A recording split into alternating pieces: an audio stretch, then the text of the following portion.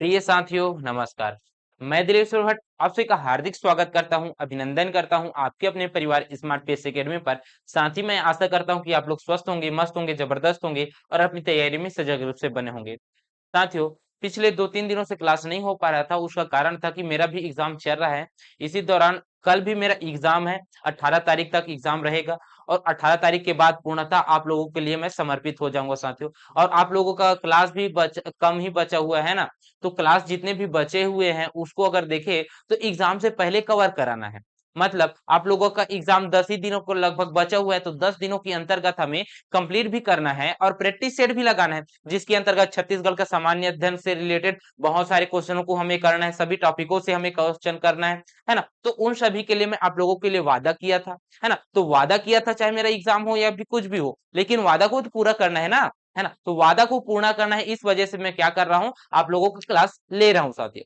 ठीक है, तो चलिए भाई, आज हम क्या क्या पढ़ने वाले हैं। आज हम लोग पढ़ने वाले हैं छत्तीसगढ़ में जलवायु और कृषि पढ़ने वाले हैं। क्या क्या पढ़ने वाले हैं? छत्तीसगढ़ की जलवायु और कृषि पढ़ने वाले हैं। ये जो दो टॉपिक है, इसको अगर देखें तो समय कम है, इस वजह से हम लोग बहुत जल्दी जल्दी हम लोग कवर करने की कोशिश करेंगे जी।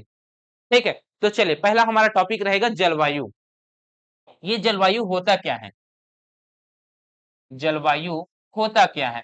तो देखें तो जलवायु को अगर परिभाषित अगर देखें तो किसी बड़े भूभाग, किसी बड़े क्षेत्र, बड़े क्षेत्र की बड़े क्षेत्र की दीर्घकालीन दीर्घकालीन वायुमंडलीय वायुमंडलीय दशाएं दशाओं के दशाओं के औसत योग को औसत योग को जलवायु कहते हैं। ठीक है, जलवायु कहते हैं। ये है क्या, ये परिभाषा को आप समझने की प्रयत्न करते हैं, प्रयास करते हैं। कोई बड़ा क्षेत्र है, मान लीजिए भारत ही है, मान लीजिए भारत है, भारत एक बड़ा क्षेत्र है। तो बड़ा क्षेत्र कौन सा है? बड़ा क्षेत्र कहने का मतलब है भारत हो गया। कौन सा हो गया? भारत है। ये बड़ा क्षेत्र हो गया भारत। दीर्घकालीन, ये जो दीर्घकालीन है ये क्या है? ये जो दीर्घकालीन है ये क्या है? तो दीर्घकालीन कहने का मतलब है जलवायु को जो अध्ययन करते हैं उसका समय अवधि रखा गया है 31 वर्ष के बाद वाला। मतलब 31 वर्ष से 50 वर्ष तक अध्ययन के लिए क्या रखा गया है, इसका समय निर्धारित किया गया है। ठीक है, तो दीर्घकालीन है, लंबा समय अवधि है। ठीक है, अब वायुमंडलीय दशाएं क्या है? अब वायुमंडलीय दशाएं की अगर मैं बात कहूं तो इसमें देखने को क्या मिलता है? वायुमंडलीय दशाएं के अंतर्गत आपको देखने को मिलेगा तापमान, तापमान, वायुदाब, वायुदाब, आर्द्रता, आर्द्रता, बादल, बादल, पवने, पवने। ठीक है, ये सब क्या देखने को मिलेगा? यही सब तो है वायु दाब, ये दशाएं हैं। इसी के ही अंतर्गत वर्षा को भी ऐड कर लीजिएगा, वर्षा। ये है वायुमंडलीय दशाएं हैं। इन्हीं वायुमंडलीय दशाओं के औसत योग को ही हम लोग क्या कहते हैं? इसी सभी को हम लोग कहते हैं जलवायु। ठीक है, अब इसी का ही उल्टा अब अगर कर दे तो वो मौसम कहला जाएगा। कैसा?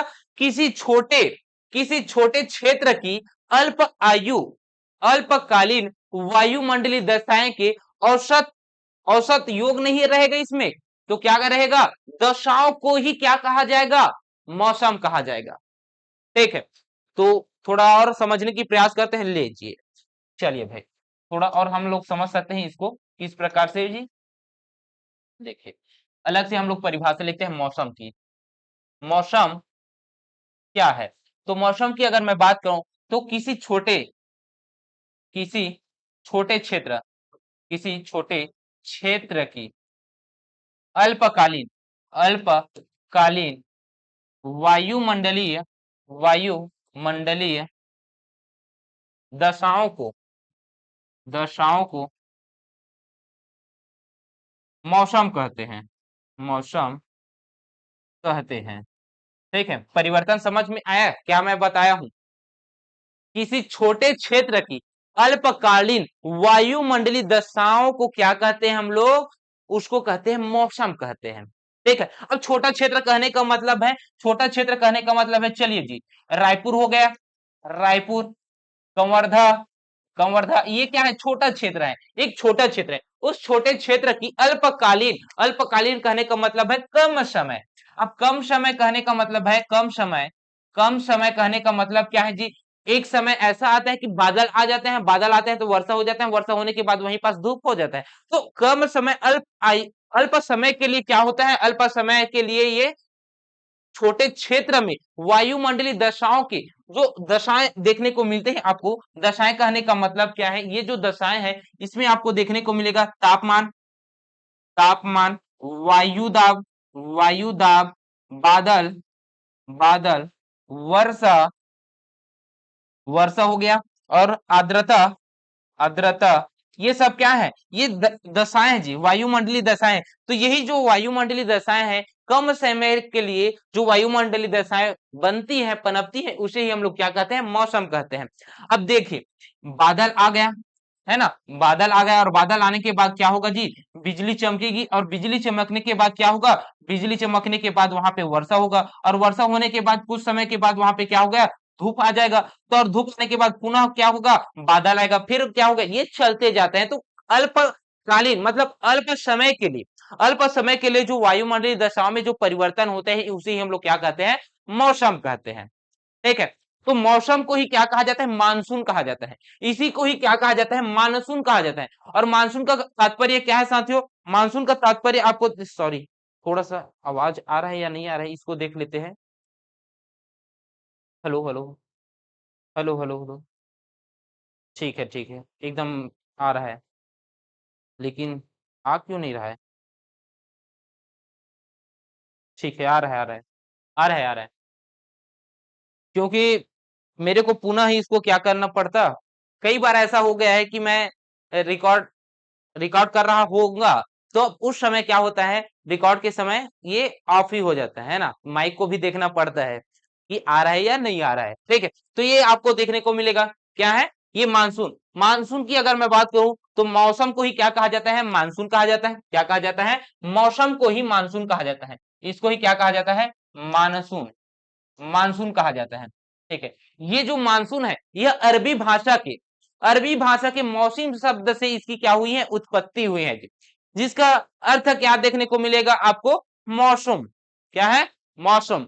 और मौसम का क्या है, कम समय में परिवर्तित होना ही क्या है, मानसून है। ठीक है, और ये जो मानसून है हमारे भारत में अगर देखे तो ये जून माह से प्रारंभ होता है। कब से, जून माह से प्रारंभ होता है, जून माह से प्रारंभ होता है, और सितंबर तक ये क्या होता है, पूरे भारत में ये फैला रहता है। मतलब देखे तो 3 माह, है ना, 3-4 माह देखने को मिलेगा, जिसके अंतर्गत आपको 100 से लेकर 120 दिनों तक यहाँ पे आपको देखने को मिलेगा मौसम। ठीक है, ये आपको देखने को मिलेगा जी। एक शब्द आपको और देखने को मिलता है, वो है ऋतु। क्या है, ऋतु है। ऋतु का मतलब भी आप लोग समझ लीजिए, ऋतु होता क्या है। तो ऋतु की बात की जाए तो ऋतु होता क्या है, तो एक निश्चित समय पर क्रमिक रूप से होने वाले परिवर्तन को हम लोग क्या कहते हैं, ऋतु कहते हैं। मतलब अब क्रमिक रूप से हो रहा है, मतलब हम कह सकते हैं क्या, देखिए जी, अभी जो चल रहा है वो क्या है, ग्रीष्म है, गर्मी चल रहा है, क्या हो रहा है, ग्रीष्म ऋतु चल रहा है, ग्रीष्म ऋतु चल रहा है ना। तो गर्मी चल रहा है, और गर्मी के बाद क्या होगा, गर्मी के बाद यहाँ पे वर्षा होगा। क्या होगा, वर्षा होगा जी, क्या होगा, वर्षा होगा। और वर्षा के बाद क्या होगा, तो वर्षा के बाद आपको देखने को मिलेगा ठंडी, थोड़ा ठंडी देखने को मिलेगा हमारे छत्तीसगढ़ के प्रपेक्ष में। लेकिन भारत के प्रपेक्ष में 4 ऋतुओं में बांटा गया है, जिसमें से मिडिल में आपको देखने को मिलेगा, तो वहां पे आपको देखने को मिलेगा ठंडी भी देखने को मिलेगा, गर्मी भी देखने को मिलेगा, वर्षा भी देखने को मिलेगा। तो शरद ऋतु, कौन सा ऋतु, शरद ऋतु देखने को मिलेगा जी। अब शरद ऋतु के बाद आपको देखने को मिलेगा ठंडी, एकदम ठंडी, मतलब शीत ऋतु देखने को मिलेगा। क्या देखने को मिलेगा, शीत ऋतु, ये है। तो 4 ऋतुओं में बांटा गया है, यही जो 4 ऋतु हैं, तो ग्रीष्म के बाद वर्षा होगा, वर्षा ऋतु के बाद शरद ऋतु आएगा, शरद ऋतु के बाद शीत ऋतु आएगा, है ना। तो 4 ऋतुओं में बांटा गया है जी भारत में। लेकिन हमारे छत्तीसगढ़ में देखें तो ये जो शरद ऋतु है इसको नहीं लेते, तो किसे लेते हैं, ग्रीष्म ऋतु, वर्षा ऋतु और शीत ऋतु को लेते हैं जी। ठीक है, तो ये ऋतुओं कैसे क्रमिक रूप से परिवर्तित हो रहा है, इसका हमें कैसे अंदाजा है, कैसे हमें ये बताते हैं कि शीत ऋतु क्रम रूप से आते हैं कि ये आ रहा है ना?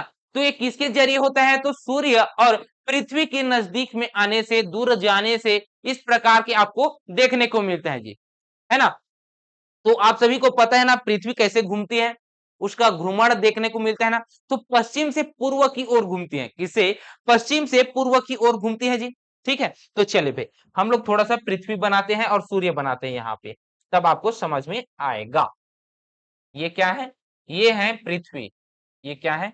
सॉरी, ये आपको देखने को मिलेगा पृथ्वी, लेकिन सूर्य को तो हम लोग क्या है? ये है सूर्य। ये क्या है? ये है सूर्य जी। ये है सूर्य और ये है पृथ्वी। ये है पृथ्वी, ठीक है। ये थोड़ा सा छोटा कर लेते हैं।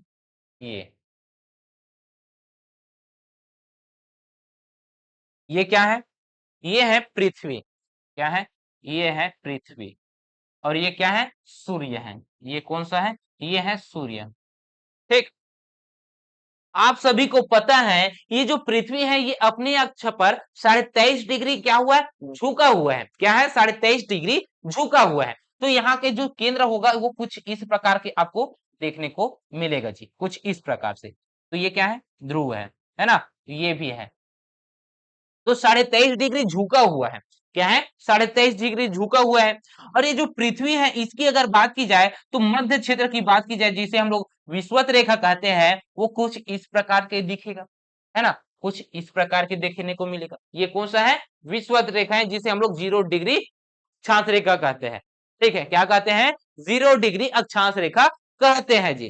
अब ये जो 0 डिग्री अक्षांश रेखा है इसी के ही ऊपर में आपको देखने को मिलता है 23.5 डिग्री। 23.5 डिग्री उत्तरी अक्षांश रेखा जिसे हम लोग क्या कहते हैं? कर्क रेखा कहते हैं। क्या कहते हैं? 23.5 डिग्री रेखा को हम लोग कर्क रेखा कहते हैं। क्या कहते हैं? कर्क रेखा कहते हैं। ये कौन सा रेखा है? 0 डिग्री रेखा अक्षांश रेखा, ये है विषुवत रेखा। कौन सा रेखा है? विषुवत। कौन सा है? विषुवत रेखा, जिसे हम लोग इक्वेटर रेखा भी कहते हैं। ठीक है, इसके बाद यहाँ पे आपको देखने को मिलेगा 23.5 डिग्री दक्षिणी, 23.5 डिग्री दक्षिणी अक्षांश रेखा जिसे हम लोग कहते हैं मकर रेखा। क्या कहते हैं? मकर रेखा कहते हैं। मकर रेखा कहते हैं। ठीक है, ये भी कौन सा है? 23.5 डिग्री दक्षिणी है, लेकिन ये कौन सा है? 23.5 डिग्री दक्षिणी अक्षांश रेखा है। ठीक है, आप सभी को पता है सूर्य की किरणें पड़ती है जी, है ना? सूर्य की किरणें जहां पे पड़ेगा वहां पे क्या होगा? दिन होगा, है ना? तो यहाँ पे देखिए, तो सूर्य की किरणें यहाँ पे सीधे पड़ रही है और यहाँ पे सीधा पड़ रही है और यहाँ पे सीधा पड़ रही है ना? 23.5 डिग्री झुका हुआ है, इस वजह से ये इस समान देखने को मिलेगा। तो यहाँ पे कम देखने को मिलेगा, यहाँ पे कम प्रकाश देखने को मिलेगा। तो यहाँ पे क्या होगा? ठंडी वाला इलाका हो जाएगा। यहाँ पे ठंडी होगा, यहाँ पे दिन होगा। यहाँ पे रात होगा तो यहाँ पे दिन होगा। इतना आपको पता है? यहाँ पे क्या होगा? रात होगा तो यहाँ पे दिन होगा, क्योंकि यहाँ पे आपको देखने को मिल रहा है सूर्य का प्रकाश देखने को मिल रहा है, इस वजह से यहाँ पे क्या होगा? दिन होगा और इसके पिछले वाले हिस्से में क्या होगा? रात होगा जी। ठीक है, अब होगा ये, यहाँ पे देखने को मिलता है सूर्य की जो किरणें हैं, जो सूर्य की किरणें हैं सीधे कब पड़ती है? यहाँ पे मकर रेखा में। तो मकर रेखा में आपको सूर्य की किरणें देखने को मिलेगा 22 दिसंबर को। कब देखने को मिलेगा? 22 दिसंबर को। 22 दिसंबर को, 22 दिसंबर को यहाँ पे सूर्य की किरणें क्या पड़ती हैं? सीधे पड़ती हैं। कब पड़ती हैं? 23.5 डिग्री मकर रेखा में सीधे पड़ती हैं। ठीक, कब पड़ती हैं? 22 दिसंबर को पड़ती हैं। ये उत्तरायण वाला है ना, उत्तरायण हो रहा है, तो उत्तरायण हो रहा है तो 22 दिसंबर को सूर्य की किरणें मकर रेखा में पड़ेगी और जहां पे पड़ेगा वहां पे 5 डिग्री ऊपर और 5 डिग्री दक्षिण दोनों में क्या बनेगा जी? एक रेखा बनेगा जिसे हम लोग क्या कहेंगे? आईटीसी जेट कहेंगे। ठीक है, आईटीसी जेट अभी थोड़ी देर बाद मैं बताऊंगा किस प्रकार से वो वर्षा कराते हैं, उसको बताऊंगा मैं। अभी समझने की प्रयास करते हैं सूर्य की किरणें कहां पे सीधे पड़ रही है?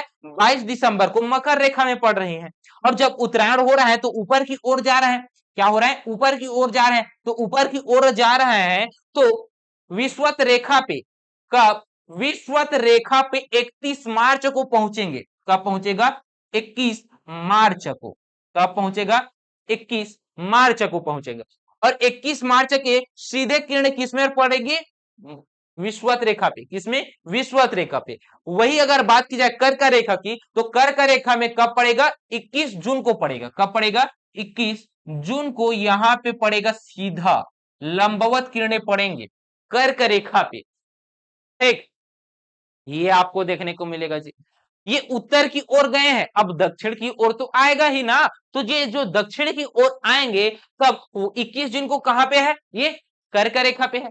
कहां पे है, कर्क रेखा पे है। अब ये 21 जून को, 21 जून को अब नीचे की ओर आएंगे। जब नीचे की ओर आएंगे तो विषुवत रेखा को कब पढ़ेंगे जी, तो विषुवत रेखा में पड़ेगा ये 23, कब पढ़ेंगे, 23 सितंबर को। कब पड़ेगा, 23 सितंबर को। यहां पे आप सीधा लंबवत पढ़ेंगे, सितंबर भी लिख देता हूं भाई, सितंबर को।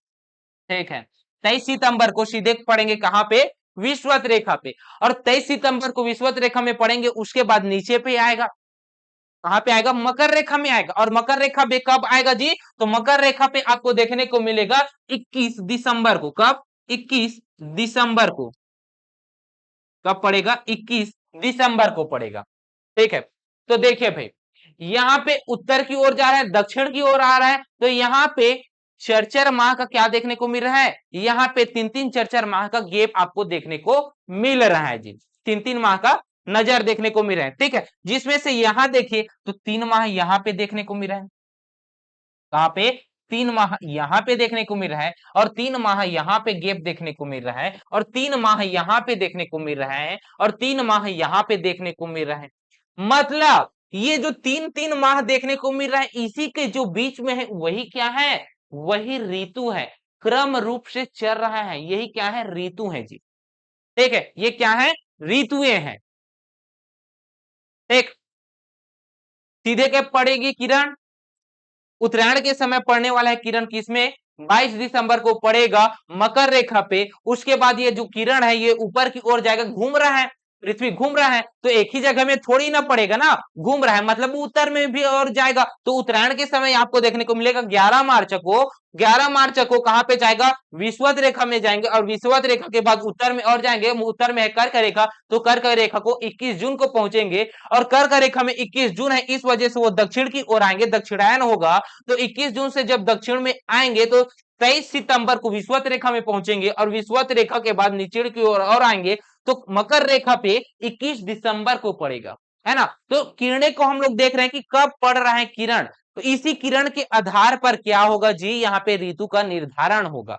क्या होगा, ऋतु का निर्धारण होगा। अब बढ़ते हैं हम लोग आगे, और ये जो देखने को मिल रहा है ये जो ऋतु, इसको हम लोग आगे और समझने की प्रयास करेंगे, ऋतुओं को थोड़ा और देखने को मिलेगा। लेकिन यहाँ पे सोचने वाली बात यह है कि सूर्य की किरणें जहां पे पड़ रही हैं, मतलब ये जो मकर रेखा है, इस मकर रेखा पे पड़ रहा है 22 दिसंबर को, जब पड़ेगा तो किरणें, सूर्य की किरणें यहाँ पे आपको 5 डिग्री दक्षिणी अक्षांश, 5 डिग्री उत्तरी अक्षांश, मतलब 10 डिग्री का यहाँ पे क्या बढ़ रहा है, जोन बढ़ रहा है। क्या बढ़ रहा है, 10 डिग्री का जोन बढ़ रहा है, मतलब 10 डिग्री का, 10 डिग्री का जोन बन रहा है।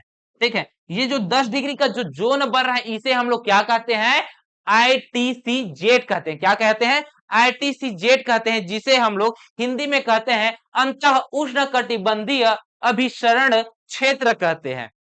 ठीक है, जो कि आपको देखने को मिलेगा, सूर्य की किरणें अति तप्त, अति गर्म देखने को मिलेगा, अति गर्म, बहुत ज्यादा यहाँ पे तापमान देखने को मिलेगा।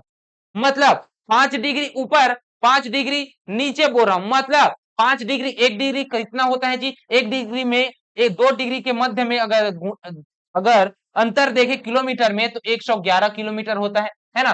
दो, यहाँ पे दो अक्षांश रेखा के मध्य की दूरी कितना है, वो है 111 किलोमीटर, है ना। तो यहाँ पे आप लोगों को देखने को मिलेगा, 10 का गुणा कर दीजिए, जब 10 का गुणा करेंगे तो यहाँ पे आपको देखने को मिलेगा 1110 किलोमीटर। कितना, 1110 किलोमीटर, मतलब 1110 किलोमीटर में आपको क्या देखने को मिलेगा जी, आईटीसी जेड देखने को मिलेगा। कम क्षेत्र नहीं बोल रहा हूं, मतलब 1110 बोल रहा हूं। 1110 कहने का मतलब दूरी अपना छत्तीसगढ़ से लेकर उत्तर की ओर अपना पंजाब दिल्ली की ओर पहुंच जाएंगे, इतना दूरी। तो इतनी दूरी तक क्या बनेगा, वहां पे उष्णकटिबंधीय अभिसरण क्षेत्र देखने को मिलेगा, ITCZ देखने को मिलेगा। यहाँ पे जो हवा चलेंगी, यहाँ पे जो हवा चलेंगी वो क्या होगा, अति गर्म वाला होगा। क्या होगा, अति गर्म हवा चलेगा। तो अति गर्म हवा है, तो यहाँ पे जब गर्म होगा हवा, तो वाष्प के रूप में वहां पे जो जितने भी जलूल है, यहाँ पे देखिए, चलिए थोड़ा सा आगे बढ़ते हैं, यहाँ पे आते हैं। यहाँ पे क्या है, अपना छत्तीस भारत ही देख रहे हैं ना, तो यहाँ पे आपको देखने को मिलेगा हिंद महासागर, हिंद महासागर, ये है हिंद महासागर, ये है बंगाल की खाड़ी, क्या है, बंगाल की खाड़ी, और ये आपको देखने को मिलेगा अरब सागर, जो कि प्रशांत महासागर का हिस्सा है। ठीक है, तो यहाँ पे तीन जगह देखने को मिल रहा है ना। तो ये जो है क्या है, महासागर है जी, सागर है। ठीक है, ये आपको देखने को मिलेगा बंगाल की खाड़ी, हिंद महासागर, अरब सागर, ये है।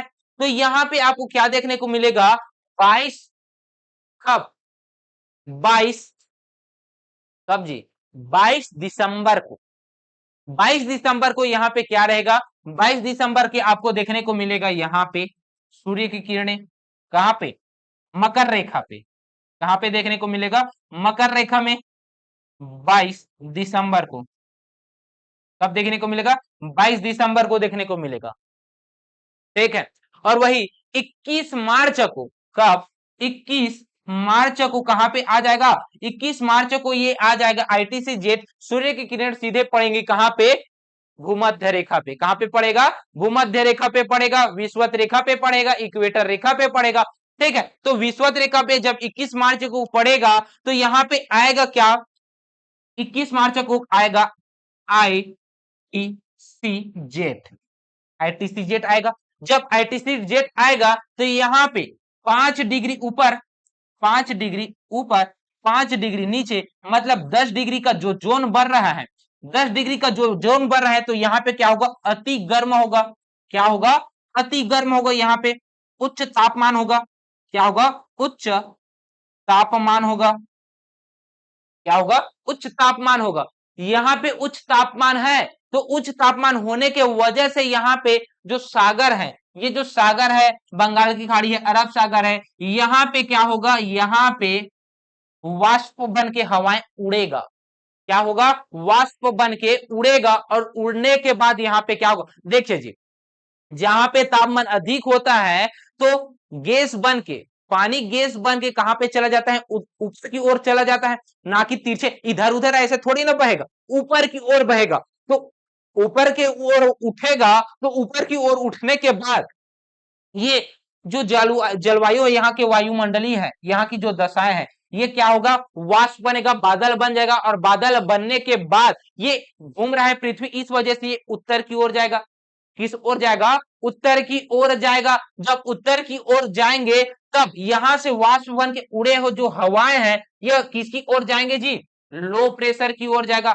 हाई प्रेशर हमेशा लो प्रेशर की ओर जाता है, निम्न दाब की ओर जाता है ना। तो यहाँ पे आपको क्या देखने को मिलेगा, यहाँ पे आपको देखने को मिलेगा गर्म हवाएं, और गर्म हवाएं ठंडी हवाएं की ओर जाएगा, क्योंकि ये जो गर्म हवाएं हैं, ये वाष्प बनकर उड़ गए हैं, ये बादल बन गए हैं, तो ये क्या होगा, ठंडी हो गई। अब ठंडी हो गई मतलब वो क्या हो गया, भार हो गया, है ना, भार हो गया, तो भार हो गया, तो यहाँ पे और आगे बढ़ेगा, तो वो लो प्रेशर की ओर जाएंगे, तो लो प्रेशर की ओर जाएगा, तो 1 जून को, 1 जून को, जून महीने में यहाँ पे आ जाता है, भारत में आ जाता है, और जून महीने से ही ये क्या हो जाता है, प्रारंभ हो जाता है, वर्षा प्रारंभ करना प्रारंभ हो जाता है भारत में। ठीक है, तो भारत में क्या हो गया, मानसून का प्रवेश हो गया जी। और भारत में 2 प्रकार के मानसून आपको देखने को मिलता है जी।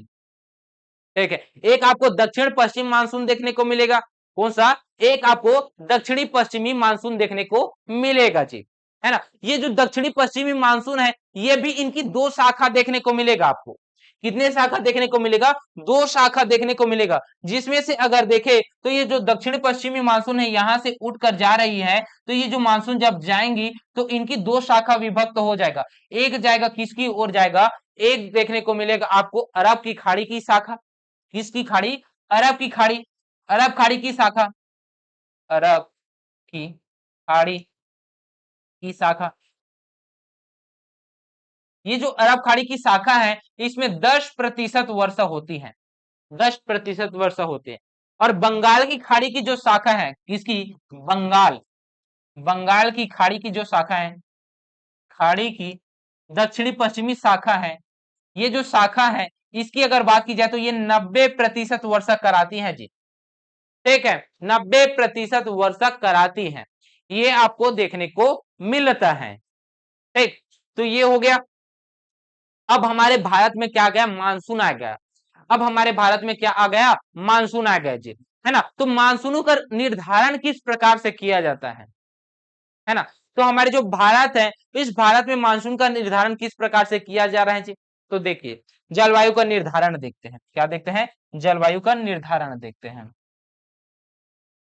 क्या देखेंगे? जलवायु का निर्धारण। चलिए भाई,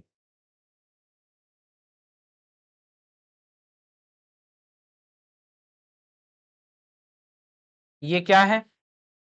ये है ग्लोब। ये क्या है? ग्लोब है। अब आपको देखने को मिलेगा इस ग्लोब के अंतर्गत भारत भी है। ठीक है, और भारत कहां पे स्थित है जी? तो आपको देखने को मिलेगा यहाँ पे भूमध्य रेखा 23.5 डिग्री दक्षिणी, मकर रेखा 23.5 डिग्री उत्तर, कर्क रेखा। ठीक है, भूमध्य रेखा है। ये क्या है? भूमध्य रेखा, भूमध्य रेखा है। 0 डिग्री रेखा को हम लोग क्या कहते हैं? भूमध्य रेखा कहते हैं। और 23.5 डिग्री उत्तरी अक्षांश को हम लोग कर्क रेखा कहते हैं। ठीक है, और मकर रेखा हम लोग 23.5 डिग्री दक्षिणी अक्षांश को कहते हैं, मकर रेखा। ठीक है, और भारत कहाँ पे स्थित है जी? तो यहाँ पे भारत, यहाँ पे आपको नजर आएगा, यहाँ पे कुछ इस प्रकार से आपको देखने को मिलेगा ये। ठीक है, तो भारत को बीचों बीच में कर्क रेखा गुजरती है जी। भारत के बीचों बीच से क्या गुजरती है? कर्क रेखा गुजरती है। और अगर देखने को मिलता है तो कर्क रेखा और भूमध्य रेखा के मध्य में को उष्ण कटिबंधीय क्षेत्र देखने को मिलता है। कौन सा? ये जो वाला जो क्षेत्र है, इस वाले क्षेत्र के अंतर्गत जितने भी जगह देखने को मिलेगा, जितने भी क्षेत्र आपको देखने को मिलेगा, वहां पे उस जगह की जो जलवायु है वो उष्ण कटिबंधीय जलवायु है। ठीक है, उत्तरीय, ये है उत्तरीय, उत्तरीय उष्ण, उष्ण कटिबंधीय, कटिबंधीय जलवायु है। ठीक है, ये वाला जो क्षेत्र है। और ये जो दक्षिण में, इस वजह से ये है दक्षिणी, दक्षिणी उष्ण, उष्ण कटिबंधीय जलवायु है। ठीक है, तो देखिए जी, भारत का जो दक्षिणी हिस्सा है, प्रायद्वीपीय पठार वाला जो हिस्सा है, वो अति उष्ण कटिबंध के अंतर्गत, जलवायु के अंतर्गत आता है। और जो बाकी को जो बचे रहेगा सर, वो किसके अंतर्गत आएगा? तो आप लोगों को पता है 66.5 डिग्री उत्तरी अक्षांश तक, 66.5 डिग्री उत्तरी अक्षांश तक आपको देखने को मिलेगा शीतोष्ण कटिबंध। क्या देखने को मिलता है? शीतोष्ण, शीतोष्ण कटिबंध। तो शीतोष्ण कटिबंध के अंतर्गत आता होगा सर, यही सवाल उठेगा। तो शीतोष्ण कटिबंध के अंतर्गत नहीं आता, ये किसके अंतर्गत आएगा जी? ये उष्ण कटिबंध के ही अंतर्गत आएगा, क्योंकि यहां से जो हवाई आएंगे, साइबेरिया जो हवाई आते हैं उसमें उसको यहाँ पे हिमालय पर्वत है, हिमालय पर्वत रोक देता है, इस वजह से यहाँ पे उनका प्रभाव कोई देखने को नहीं मिलता, प्रभाव देखने को नहीं मिलता। इस वजह से उष्ण कटिबंधीय क्षेत्र के अंतर्गत हमारे भारत का जलवायु आता है। तो छत्तीसगढ़ के ही अंतर्गत भारत के ही अंतर्गत छत्तीसगढ़ है, इस वजह से छत्तीसगढ़ की जो जलवायु है वो कौन सी जलवायु है? उष्ण कटिबंधीय जलवायु है जी। किस प्रकार की जलवायु है? उष्ण कटिबंधीय जलवायु है। ठीक, ये आपको देखने को मिलेगा। इसके अलावा छत्तीसगढ़ के ऐसे कितने जिले हैं जो कि शीतोष्ण कटिबंध के अंतर्गत भी देखने को मिलेगा जी? तो कर्क रेखा कितने जिलों के अंतर्गत गुजरती है? तो 4 जिलों के अंतर्गत, छत्तीसगढ़ के 4 जिलों के अंतर्गत गुजरते हैं, जिसमें से मनेन्द्रगढ़, चिरमिरी, भरतपुर। मनेन्द्रगढ़, चिरमिरी, भरतपुर के बाद आपको देखने को मिलेगा कोरिया। कौन सा जिला? कोरिया। कोरिया के बाद आपको देखने को मिलेगा सूरजपुर, सूरजपुर जिला। और सूरजपुर जिला के बाद आपको देखने को मिलेगा बलरामपुर। कौन सा? बलरामपुर जिला। ठीक है, तो ये जो 4 जिले हैं इनको छोड़कर बाकी सब उष्णकटिबंधीय जलवायु के अंतर्गत आते हैं। वैसे तो सभी को लिया जाता है, ठीक है, लेकिन ये 4 को छोड़ दिए, ये भी आते हैं। कुछ हिस्से में क्या है, शीतोष्ण कटिबंध आपको देखने को मिलता है। जहां पे पर्वतीय इलाका आपको देखने को मिलेगा वहां पे क्या होगा, गोरा व्यक्ति पाया जाएगा। और जहां पे उष्ण कटिबंधीय ये जो भूमध्य रेखा वाला जो क्षेत्र है वहां पे अगर देखने को मिलेगा, वहां पे करिया क्षेत्र देखने को मिलेगा, मतलब सांवला करिया देखने को मिलता है, जैसे कि श्रीलंका है, दक्षिण अफ्रीका है। यहाँ की जो जनसंख्या है वो काले रंग के होते हैं। क्यों? क्योंकि वहां पे इतना ज्यादा उमस होता है, इतना ज्यादा तापमान होता है कि वहां पे जलवायु के कारण ही वहां की आपको देखने को मिलते हैं काले व्यक्ति, ठीक है। तो छत्तीसगढ़ के ये जो 4 जिले हैं इसको छोड़ दीजिए, ठीक है, बाकी सब उष्ण कटिबंधीय जलवायु के अंतर्गत आते हैं।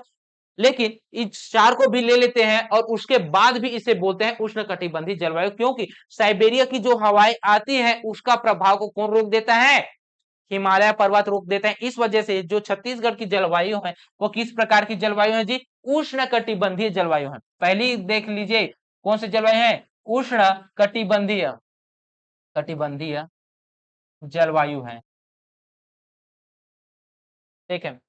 इतना लंबा क्यों बताया है सर, तो इतना लंबा इस वजह से बताया हूं क्योंकि जो बताता ही नहीं तो आपको समझ में नहीं आता किस प्रकार की जलवायु परिवर्तन होता है, किस प्रकार से ऋतु आते हैं, किस प्रकार से यहाँ की जो जलवायु है उसे कहा जाता है।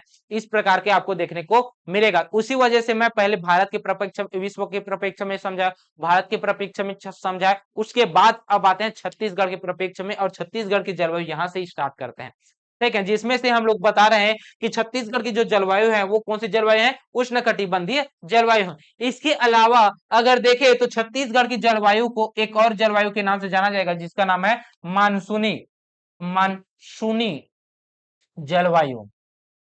और मानसूनी जलवायु भी कहेगा फिर भी सही है, क्योंकि यहाँ की जो वर्षा होती है मुख्यतः वह मानसून पर ही निर्भर होती है जी, ठीक है।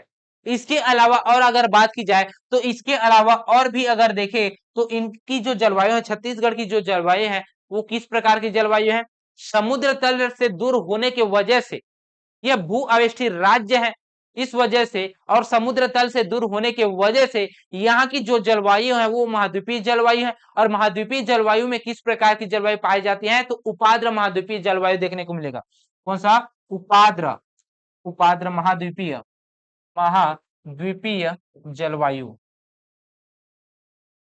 तो छत्तीसगढ़ की जलवायु किस प्रकार है, ऐसा अगर आया और ये जो तीनों ऑप्शन दिए रहेंगे उसमें से ये तीनों ऑप्शन सही है। छत्तीसगढ़ के जलवायु से निम्नलिखित कथन सही है, सभी को दे दिया रहेगा और आगे आपको देखने को मिलेगा उपरोक्त में से सभी।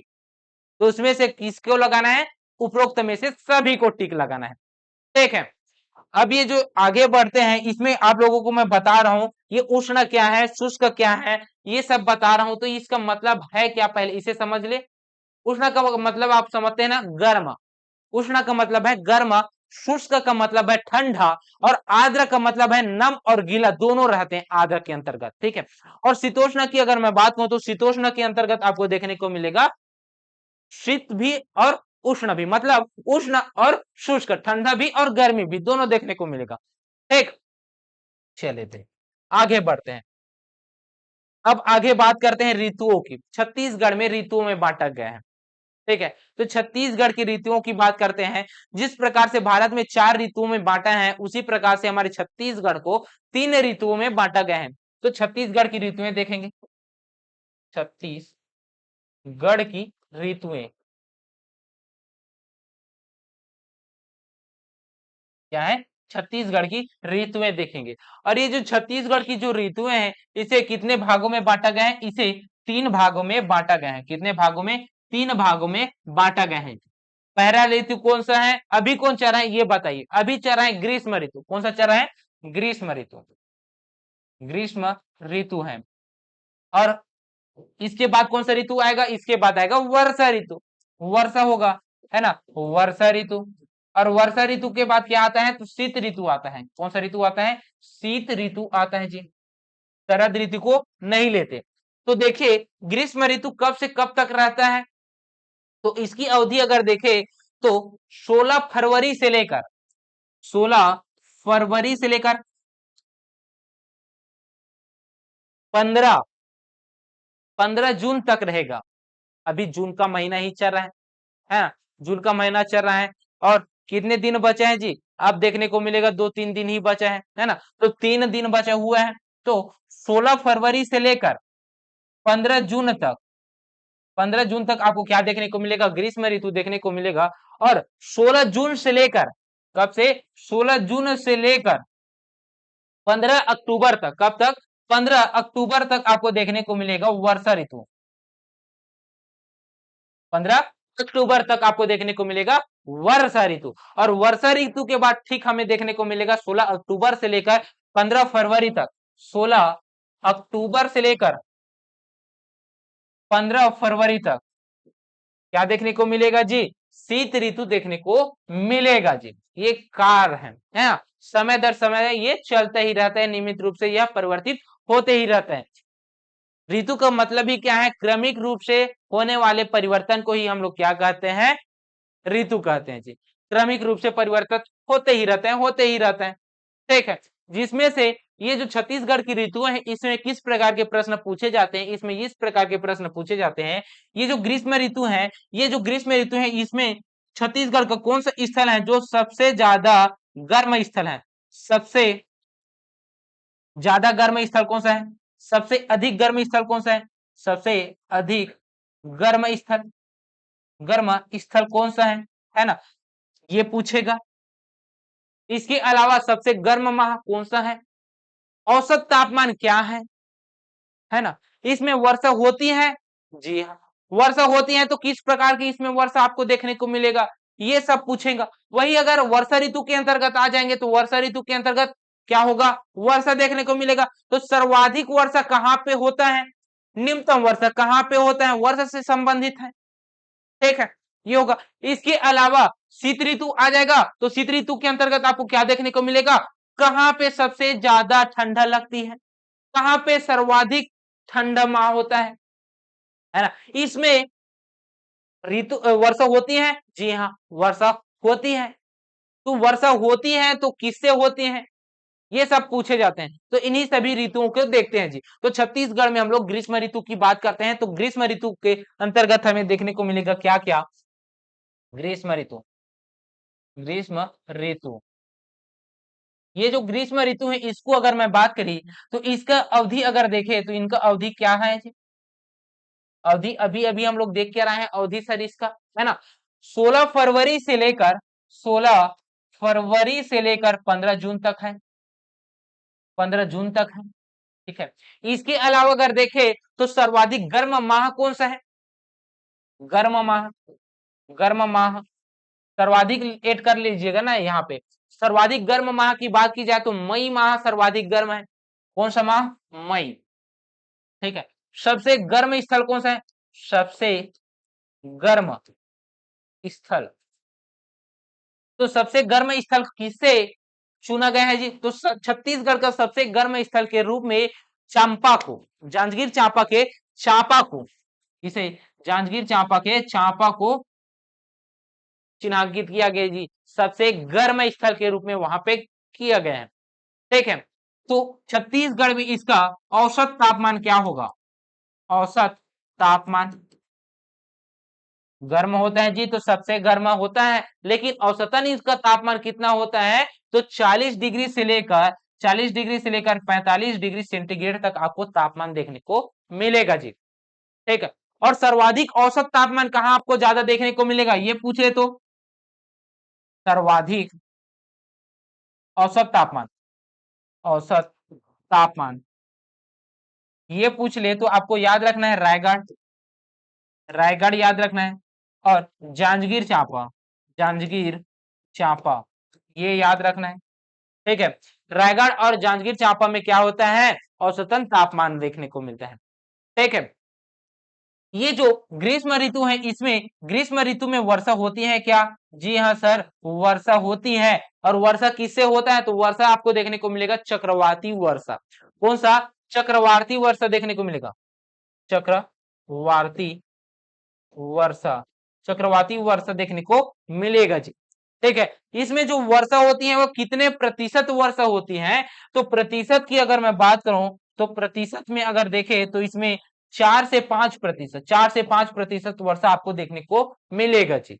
इसके अंतर्गत ग्रीष्म ऋतु के अंतर्गत आपको देखने को मिलेगा 4 से 5% की वर्षा। ठीक है, अब आगे आते हैं, अगला ऋतु देखते हैं वर्षा ऋतु। कौन सा ऋतु देखते हैं? वर्षा ऋतु। वर्षा ऋतु की अगर मैं बात करूं तो यहाँ पे आपको क्या देखने को मिलेगा? वर्षा। और वर्षा देखने को मिलेगा तो किस माह के अंतर्गत सर्वाधिक वर्षा होते हैं? सर्वाधिक वर्षा। ठीक है, तो सर्वाधिक वर्षा कहां पे देखने को मिलेगा, किस क्षेत्र में देखने को मिलेगा, ये अगर पूछे तो आपको लिखना है अबुझमाड़ की पहाड़ी, नारायणपुर जिला। क्या लिखना है? अबुझमाड़, अबुझमाड़ की पहाड़ी, नारायणपुर जिला, नारायणपुर जिला। कौन सा जिला? नारायणपुर जिला जी। एक, किस अवधि में यह सर्वाधिक वर्षा होगा, है ना? तो ये जो वर्षा ऋतु है इसका अवधि हम कितना देख के आए हैं? अभी अवधि हम देख कर आए हैं कि अब से कब तक, तो 16 जून से लेकर 15 अक्टूबर तक। कब से कब तक? 16 जून से लेकर 15 अक्टूबर तक। ठीक है, 16 जून से लेकर 15 अक्टूबर तक हम लोग देख के आए हैं, जिसमें से मानसून का प्रवेश कब से होता है? तो मानसून का प्रवेश आपको देखने को मिलेगा 10 जून से। कब से? 10 जून से देखने को मिलेगा। और 10 जून से लेकर 15 जून तक ये सभी क्षेत्रों में क्या हो जाएगा? फैल जाएगा जी। 10 जून से लेकर 15 जून के मध्य के अंतर्गत हमारे छत्तीसगढ़ के अंतर्गत मानसून फैल जाएगा और वर्षा कराएगा यहाँ पे। ठीक है, और वर्षा कराएगा तो इनका जो औसतन वर्षा है, औसतन वर्षा है वो कितना रहेगा? तो औसतन वर्षा आपको देखने को मिलेगा कितना? 1300 से लेकर 1325 मिलीमीटर, है ना? 1300 से लेकर 1325 मिलीमीटर। ठीक, ये आपको देखने को मिलेगा जी। ये जो वर्षा ऋतु है इसमें सर्वाधिक वर्षा यही इसी ऋतु में होता है। कितने प्रतिशत वर्षा होती है? तो वर्षा की अगर मैं बात करूं तो पूरे पूरे 90% वर्षा इन्हीं में ही प्राप्त होती है। बाकी के 8 माह में, 10% वर्षा होती है जी। ठीक, और वर्षा का स्रोत क्या है? तो वर्षा का स्रोत के रूप में आपको याद रखना है मानसून। मानसून से ही क्या होता है? मानसून से वर्षा होता है जी। इसी वजह से इस जो छत्तीसगढ़ की जलवायु है उसे मानसूनी जलवायु कहते हैं। और यहाँ पे जो वर्षा होती है वो दक्षिणी पश्चिमी मानसून से होती है। कहां से होता है? दक्षिणी पश्चिमी मानसून से होते हैं, जो कि बंगाल की खाड़ी से आती है जी। ठीक, ये आपको देखने को मिलेगा। इसके अलावा न्यूनतम वर्षा पूछेगा, एक और पूछेगा, न्यूनतम वर्षा किस क्षेत्र में होता है? तो न्यूनतम वर्षा की बात की जाए तो मैकल क्षेत्र में, मैकल के पश्चिमी हिस्से में ना, इसमें मैकल के पश्चिमी या पूर्वी पूछेगा, मैकल पर्वत के पश्चिमी या पूर्वी पूछेगा। ठीक, तो मैकल पर्वत के पूर्वी हिस्से में, किस हिस्से में? मैकल पर्वत के पूर्वी हिस्से में आपको देखने को मिलेगा, जिसे ही हम लोग क्या कहेंगे? वृष्टि छाया प्रदेश कहेंगे। क्या कहते हैं? वृष्टि छाया प्रदेश कहते हैं जी। ठीक, मैकल पर्वत जो श्रेणी है उसी को ही हम लोग क्या कहते हैं? वृष्टि छाया प्रदेश कहते हैं। इसके अंतर्गत जितने भी जिले आते हैं, कबीरधाम जिला आता है, राजनांदगांव, मुंगेली, यहाँ पे कम वर्षा आपको देखने को मिलता है। इन सभी में से सबसे कम वर्षा देखने को मिलता है कबीरधाम जिले में। ठीक, ये आपको देखने को मिलेगा जी। चले भाई आगे बढ़ते हैं तो फिर, जी हाँ सर, आगे बढ़ते हैं और अगला ऋतु देखते हैं जो कि है शीत ऋतु। कौन सा ऋतु है? शीत ऋतु। शीत ऋतु, शीत ऋतु की अगर बात की जाए, इसकी अवधि की बात की जाए तो इनकी अवधि आपको देखने को मिलेगा कब से कब तक? तो 16 अक्टूबर से लेकर 15 जून तक देखने को मिलेगा। कब से कब तक? 16 अक्टूबर से लेकर शीत ऋतु जून, फरवरी तक देखने को मिलेगा। कब तक? फरवरी तक देखने को मिलेगा जी। 16 फरवरी तक देखने को मिलेगा। ठीक, ये इसमें क्या याद रखना है आपको? सबसे सबसे अधिक ठंडा स्थल, सबसे अधिक ठंडा स्थल कौन सा है? तो सबसे अधिक ठंडा स्थल है मैनपाट। कौन सा है? मैनपाट है। इसी वजह से सबसे ठंडा स्थल होने की वजह से इसे छत्तीसगढ़ का शिमला कहा जाता है। क्या कहा जाता है? छत्तीसगढ़ का शिमला कहा जाता है जी। ठीक, ये है मैनपाट को छत्तीसगढ़ का शिमला कहा जाता है सबसे ठंडा होने के वजह से। सबसे अधिक ठंडा होने वाला माह, ठंडा माह, सबसे अधिक ठंडा माह कौन सा है जो कि सबसे अधिक ठंडा होता है? तो वो होता है दिसंबर। दिसंबर माह के अंतर्गत। ठीक, इस शीत ऋतु के अंतर्गत वर्षा होती है क्या? जी हाँ सर, वर्षा होता है। इसमें 5% से लेकर 6% तक वर्षा देखने को मिलता है, जो कि आपको पश्चिमी गर्त से, पश्चिमी पश्चिमी गर्त से देखने को मिलेगा जी। किसे? पश्चिमी गर्त से देखने को मिलेगा। ठीक, पश्चिमी गर्त से क्या होता है? पश्चिमी गर्त से आपको देखने को मिलेगा वर्षा जी। ठीक, यह शीत ऋतु की अपेक्षा। अब ये जो शीत ऋतु है, वर्षा ऋतु है और ग्रीष्म ऋतु है, इसमें अगर देखें तो ये हो गया पूर्णतः समाप्त और जलवायु के अंतर्गत। बस इतना ही आपसे प्रश्न पूछा जा सकता है। ठीक है, तो ये हो गया छत्तीसगढ़ में जलवायु जी। अब आगे आते हैं, अब हम लोग पढ़ते हैं कृषि। अब जब कृषि पढ़ेंगे तो कृषि को भी जलवायु प्रदेश में बांटा गया है। तो छत्तीसगढ़ में, छत्तीसगढ़ को कितने कृषि जलवायु प्रदेश में बांटा गया है, ये अगर पूछे तो छत्तीसगढ़ को कितने कृषि जलवायु प्रदेश में बांटा गया है? 3 कृषि जलवायु प्रदेश में बांटा गया है। कितने? 3 कृषि जलवायु प्रदेश में बांटा गया है। जिसमें से अगर देखें तो ये वाला जो दंड कारण्य वाला जो क्षेत्र है वो है कौन सा? ये आपको देखने को मिलेगा बस्तर का पठार जलवायु प्रदेश। कौन सा है? बस्तर का पठार। ये है बस्तर का पठार, दक्षिणी जलवायु प्रदेश। ठीक है, छत्तीसगढ़ का मैदान, छत्तीसगढ़ का मैदान ये हो गया यहां तक। ठीक है, तो ये वाला कौन सा हो गया जी? तो ये आपको देखने को मिलेगा उत्तरी छत्तीसगढ़, उत्तरी पर्वतीय प्रदेश। कौन सा? उत्तरी पर्वतीय प्रदेश, उत्तरी पर्वतीय प्रदेश। ठीक है, कौन सा है? उत्तरी पर्वतीय प्रदेश। तो छत्तीसगढ़ को कितने कृषि जलवायु क्षेत्र में बांटा गया है? 3 कृषि जलवायु प्रदेश में विभाजित किया गया है। कितने? 3 कृषि जलवायु प्रदेश में विभाजित किया गया है जी। ठीक है, जिसमें से इनका मुख्यालय की अगर बात की जाए तो इनका मुख्यालय आपको देखने को मिलेगा जगदलपुर, जगदलपुर। इनका देखने को मिलेगा रायपुर, रायपुर। इनका देखने को मिलेगा अंबिकापुर, अंबिकापुर। ठीक है, ये क्या है? इनका मुख्यालय है जी। ठीक, अगर देखें तो उत्तरी पर्वतीय प्रदेश का अगर देखें तो यहाँ पे कितना प्रतिशत इनका विस्तार देखने को मिलेगा? तो इनका प्रतिशत कितना है जी? तो इनका प्रतिशत आपको देखने को मिलेगा 21%। कितना? 21% है। वही अगर देखें छत्तीसगढ़ के मैदान की तो इनका प्रतिशत आपको लगभग 50% देखने को मिलेगा। कितना?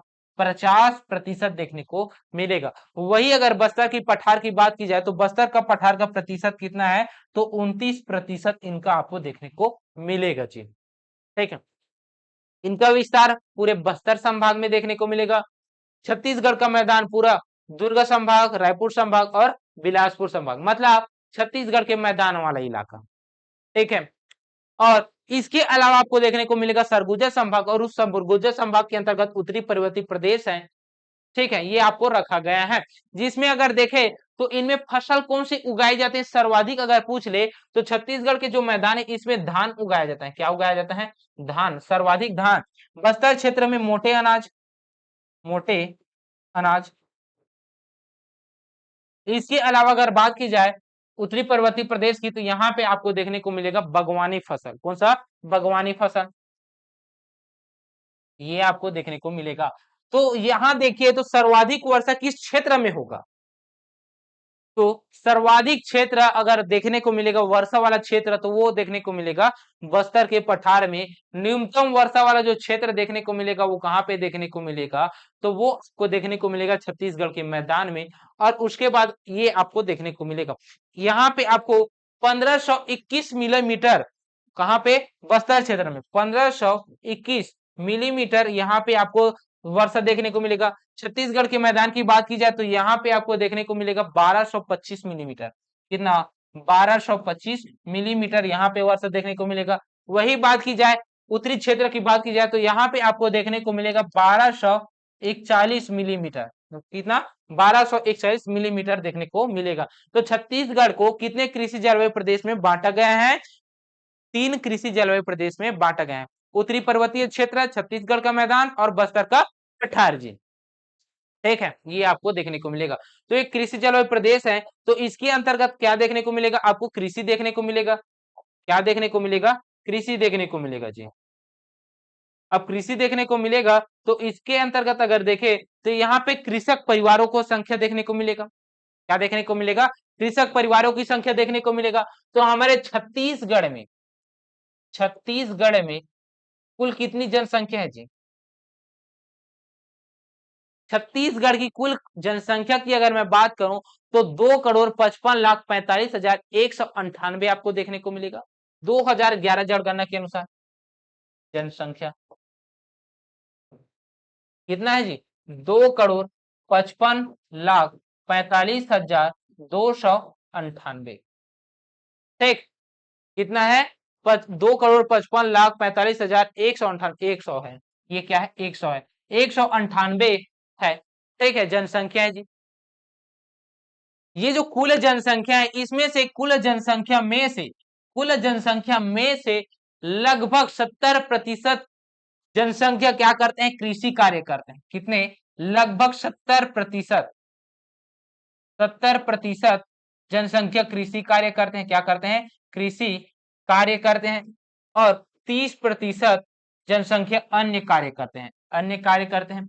अब 30% कृषि कार्य में कर रहे हैं तो इसमें भी जनसंख्या होगी जी, है ना। तो जनसंख्या की अगर मैं बात कहूँ, कृषक परिवारों की अगर मैं बात कहूँ, जब सर्वेक्षण हुए, आर्थिक सर्वेक्षण में जो देखने को मिला है 2024-25 के आधार पर अनुसार पर आपको देखने को मिलेगा 40.10 लाख कृषक परिवार। ठीक है, इतने किसान है। कितने हैं? 40.10 लाख परिवार है। जिसमें से अगर देखें तो इसमें भी 3 प्रकार में, 3 वर्गों में इसको भी विभाजित कर दिया गया है। 3 विभागों में विभाजित कर दिया है। जो कृषक होते हैं उसको अगर देखें तो एक आपको देखने को मिलता है सीमांत किसान। सीमांत किसान, ठीक है, एक देखने को मिलता है सीमांत किसान। दूसरा आपको देखने को मिलेगा लघु किसान। लघु किसान। तीसरा किसान आपको देखने को मिलेगा दीर्घ किसान। कौन सा किसान? दीर्घ किसान। तो कहने का मतलब क्या है जी? कौन सा सीमांत किसान है और कौन सा लघु किसान है और कौन सा दीर्घ किसान है? सीमांत किसान की बात की जाए तो ऐसा किसान जिसके पास 1 हेक्टेयर से कम जमीन हो। कितना? 1 हेक्टेयर से, 1 हेक्टेयर से कम हो। 1 हेक्टेयर जमीन मतलब कहने का मतलब है 2.5 एकड़ से कम हो, उसे हम लोग सीमांत किसान कहते हैं। और ऐसे किसान जिनके पास 1 हेक्टेयर से लेकर 2 हेक्टेयर तक, 1 हेक्टेयर से लेकर 2 हेक्टेयर तक है, उसको हम लोग क्या कहेंगे? लघु किसान कहेंगे। और ऐसे कृषक परिवार जो कि 2 हेक्टेयर से लेकर अधिक है, उस कृषक परिवार को हम लोग क्या कहेंगे जी?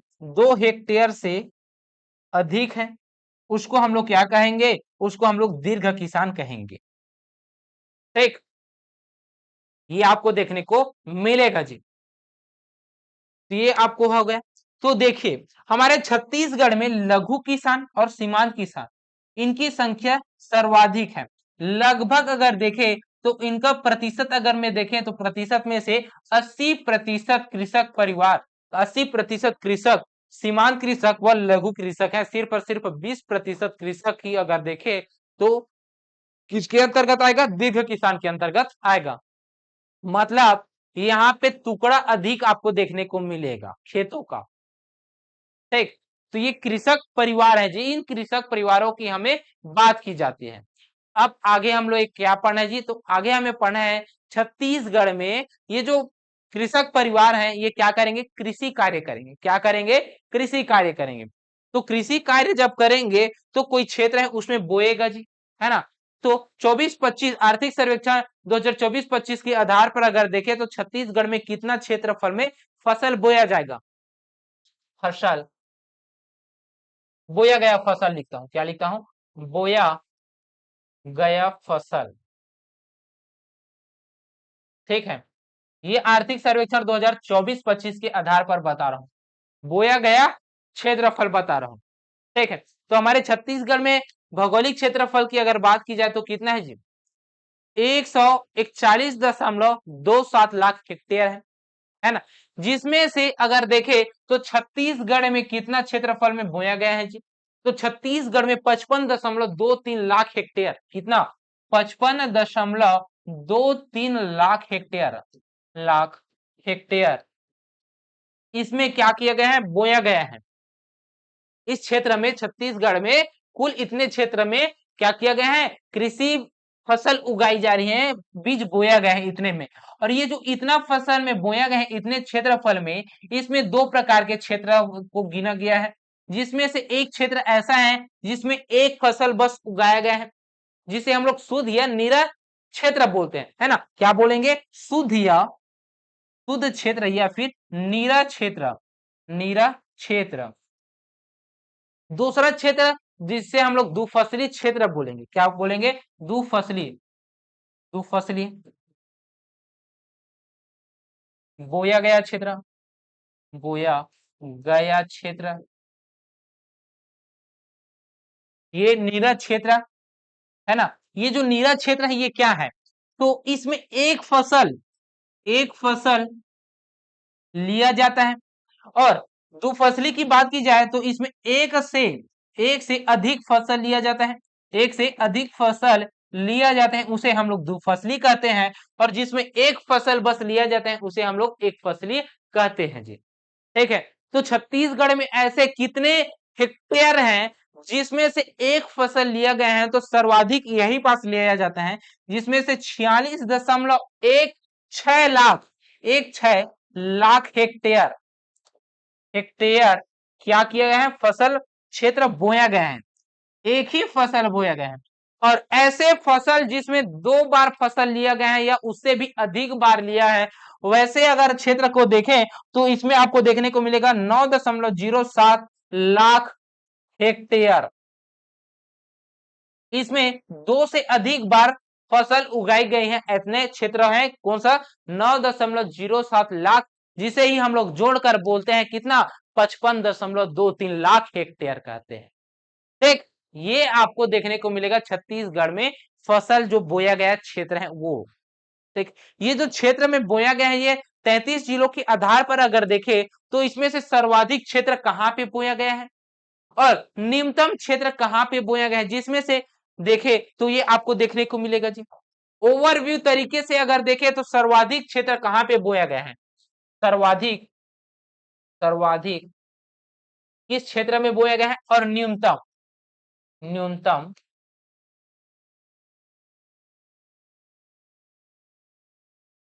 न्यूनतम किस क्षेत्र में बोया गया। सर्वाधिक की अगर मैं बात करूं तो सर्वाधिक किस क्षेत्र में बोया गया है, तो सर्वाधिक बोया गया क्षेत्र है 33 जिलों के आधार पर। बोया गया क्षेत्र की अगर मैं बात करूं तो सर्वाधिक बोया गया है बेमेतरा में, कहां पे, बेमेतरा में बोया गया है। और न्यूनतम की अगर मैं बात करूं तो न्यूनतम कहां पे बोया गया है, नारायणपुर में, कहां पे, नारायणपुर, नारायणपुर में बोया गया है। ठीक, अब ये देखिए जो सर्वाधिक बोया गया क्षेत्र है ये कुल क्षेत्र में, कुल कुल क्षेत्र की अगर मैं बात करूं तो ये है कुल क्षेत्र में सर्वाधिक और न्यूनतम की है। ठीक है, वही अगर देखे कुल क्षेत्रफल में दो फसली में भी और एक फसली में भी, है ना, तो एक फसली नीरा क्षेत्र और दो फसली क्षेत्र में अगर देखे तो नीरा क्षेत्र, नीरा क्षेत्र हो गया जिसे हम लोग शुद्ध क्षेत्र, शुद्ध क्षेत्र, और दूसरा है दुफसली, दुफसलीय क्षेत्र। इसमें अगर न्यूनतम और कम और ज्यादा अगर देखे, कम और ज्यादा देखे, कम और ज्यादा देखें कम और ज्यादा। कहाँ पे बोया गया है सर्वाधिक, न्यूनतम कहाँ पे है, सर्वाधिक कहाँ पे है, अगर देखे तो शुद्ध क्षेत्र में, अगर देखे तो शुद्ध क्षेत्र में अगर देखे तो महासमुंद जिले में सर्वाधिक बोया गया है। ज्यादा कहाँ पे है, महासमुंद में, कहाँ पे, महासमुंद जिले पे, ठीक है। और कम कहाँ पे है, तो नारायणपुर जिला, नारायणपुर जिला, नारायणपुर जिला में कम बोया गया है शुद्ध नीरा क्षेत्र। वही दुफसली की बात की जाए तो दुफसली में कम किस में बोया गया है, तो बीजापुर जिला, कहाँ पे, बीजापुर जिला पे कम बोया गया है। वही अगर दुफसली में सर्वाधिक देखिए तो कबीर धाम जिले पे, कबीर धाम जिले पे बोया गया है जी, ठीक है। तो दुफसली में सबसे ज्यादा कहाँ, कबीरधाम जिला, और सबसे कम कहाँ, दुफसली में बीजापुर जिला। शुद्ध नीरज क्षेत्र में सबसे ज्यादा कहाँ, महासमुंद जिला। सबसे कम कहाँ, न्यूनतम जिला अगर देखे तो वो है नारायणपुर जिला, ठीक, ये है। इसके अलावा देखे तो कौन सा फसल, अगर देखे फसल के क्रम से भी प्रश्न पूछता है, तो छत्तीसगढ़ में 3 प्रकार के फसल उगाए जाते हैं। कितने फसल, 3 फसल। एक तो आपको देखने को मिलेगा दलहन, एक आपको देखने को मिलेगा तिलहन, ठीक, और तीसरा आपको देखने को मिलेगा वो है अनाज। कौन सा है, अनाज, ठीक। जिसमें से अगर दलहन की अगर मैं बात करूं तो दलहन में से सबसे ज्यादा फसल कौन सी है, तो वो है चना है। बोया गया क्षेत्र में, बोया गया क्षेत्र में बात कर रहा हूं मैं, कौन सा है, वो है चना दलहन में। तिलहन में कौन सा है, तो तिलहन में राई सरसों है। कौन सा है, राई सरसों, कौन सा है, राई सरसों है। वही अगर देखे अनाज में तो अनाज में है धान। कौन सा है, धान। उत्पादन ये है बोया गया क्षेत्र में, कौन सा है, बोया गया क्षेत्र में। अब बोया गया क्षेत्र है तो इसमें क्या होगा, उत्पादन होगा, क्या होगा, उत्पादन होगा।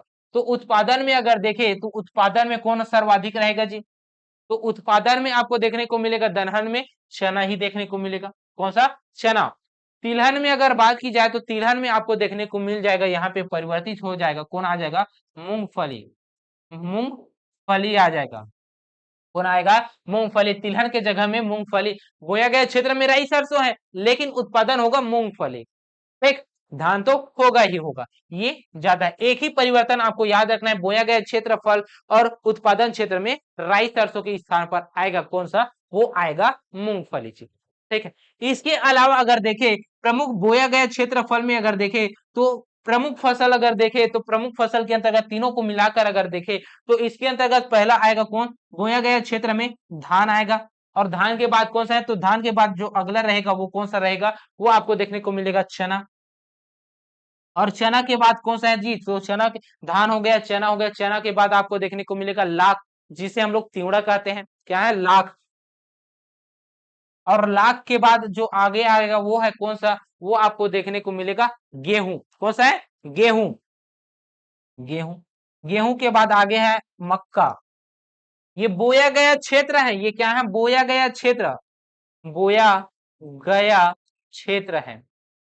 अब उत्पादन में अगर देखे तो उत्पादन में अगर क्या परिवर्तित होगा, तो धान के जगह में धान तो रहेगा ही, धान रहेगा ही, धान रहेगा। अब धान के बाद आ जाएगा मक्का, जो लास्ट में है वो उत्पादन में आ जाएगा, मक्का में दूसरा स्थान में, ठीक है। और चना जो जाएगा वो चना तीसरे स्थान पे आ जाएगा। कौन सा स्थान पे, चना तीसरे स्थान पर आ जाएगा। लाख जो है, लाख वो लास्ट में चला जाएगा, गेहूं आ जाएगा, गेहूं जस का तस रहेगा, है ना। गेहूं का स्थान परिवर्तित नहीं होगा, 4 है तो 4 रहेगा, ठीक।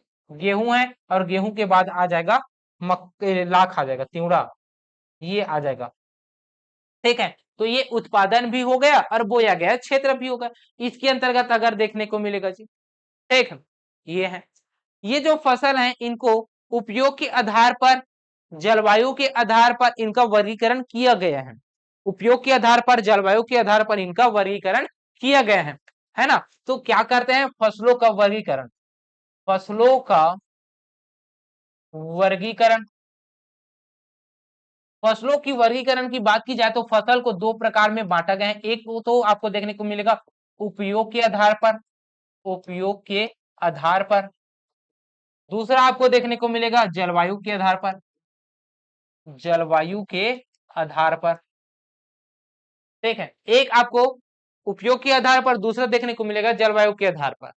ठीक है, जिसमें से अगर देखें तो उपयोग के आधार पर, अगर देखें तो उपयोग के आधार पर आपको देखने को मिलेगा, हम लोग खाते हैं इस वजह से खाद्यान्न फसल, खाद्यान्न फसल। ठीक, खाद्यान्न फसल हो गया। अभी हम लोग देखे हैं दलहन फसल, जो दाल का क्या करते हैं, उत्पादन करते हैं, इसलिए दलहन फसल। तिलहन फसल, इसके अलावा अगर देखें तो इसके अलावा एक और फसल है जिसे हम लोग कहते हैं वाणिज्यिक फसल या फिर नगदी फसल, वाणिज्यिक फसल। ठीक है, ये इतने प्रकारों में बांटा गया है। जलवायु के आधार पर अगर देखें तो जलवायु के आधार पर खरीफ फसल, खरीफ फसल, रबी फसल, बगामी फसल, बगामी फसल, जिसे हम लोग जायद फसल भी कहते हैं। क्या फसल कहते हैं? जायद फसल ही लिखना उचित है। क्या कहते हैं? जायद फसल, जायद फसल। ठीक, ये आपको देखने को मिलेगा जी। तो ऐसे कौन से फसल है जो कि खरीफ फसल है, ऐसा कौन सा फसल है जो रबी फसल है, ऐसा कौन सा फसल है जो जायद फसल है, इस प्रकार के प्रश्न पूछे जाएंगे। ऐसा कौन सा फसल है जो कि खाद्यान्न फसल है, जो कि रबी फसल के अंतर्गत आता है, ऐसा कौन सा दलहन फसल है जो कि खरीफ फसल के अंतर्गत आता है। इस प्रकार के अगर प्रश्न पूछेगा तो आपको क्या लिखना है ना। तो खरीफ फसल की अगर मैं बात करूं तो खरीफ फसल के अंतर्गत आपको याद रखना है वो कौन सा है, वो आपको याद रखना है धान। प्रमुख फसल है कौन सा? धान है, धान इसके अंतर्गत आएगा। ठीक है, ये जो खरीफ फसल है ये किस ऋतु में आता है, ऋतु से ज्यादा पूछता है। तो खरीफ फसल की बात की जाए तो ये वर्षा ऋतु में खरीफ फसल उगाए जाते हैं। किस ऋतु में? वर्षा ऋतु में खरीफ फसल उगाए जाते हैं। ठीक, रबी फसल की बात की जाए तो ये शीत ऋतु में, किस ऋतु में? शीत ऋतु जब चलते हैं तब वहां पर रबी फसल उगाया जाता है। और ग्रीष्म ऋतु के अवसर पर, किस ऋतु पर? ग्रीष्म ऋतु, ग्रीष्म ऋतु के अवसर पर आपको जायद फसल उगाई जाती है। ठीक है, जिसमें से अगर देखें तो मैं ऋतुओं को पढ़ा चुका हूं, है ना। इसमें सिर्फ और सिर्फ फसल के अंतर्गत प्रमुख फसल बता सकता हूं। क्या बता सकता हूं? प्रमुख फसल बता सकता हूं। ठीक, तो रबी फसल की अगर मैं बात करूं तो रबी फसल के अंतर्गत आपको देखने को मिलेगा क्या क्या, तो इसके अंतर्गत चना, गेहूं। जो किसान परिवार से हैं, जो गांव में बिलोंग करते हैं, उनको समझने में कोई भी दिक्कत परेशानी नहीं आएगी, क्योंकि शीत ऋतु है और सर्दियों के दौर पे कौन सा फसल उगाया जाता है? चना, गेहूं, मटर उगाया जाता है। ये सब प्रमुख फसल है जी।